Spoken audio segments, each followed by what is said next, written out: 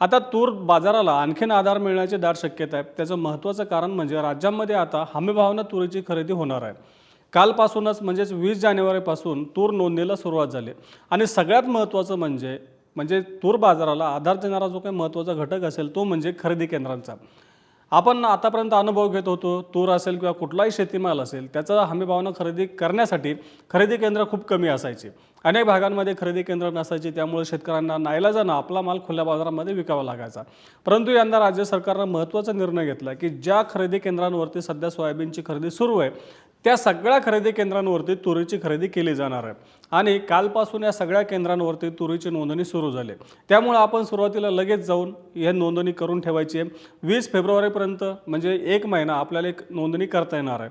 परंतु आपण जसा वेळ मिळेल लवकरात लवकर नोंदणी करून घ्यावी, कारण आपल्याला तूर विक्रीसाठी देखील म्हणजे जेवढ्या लवकर आपण नोंदणी करू तेवढा आपला तूर विक्रीचा मार्ग देखील लवकर मोकळा होणार आहे। यंदा सरकारनं तुरीसाठी 8,000 रुपयांचा हमीभाव जाहीर केला आहे, म्हणजे आपण एकदा नोंदणी केली तर आपल्याला किमान 8,000 रुपये मिळण्याचा मार्ग मोकळा होणार आहे।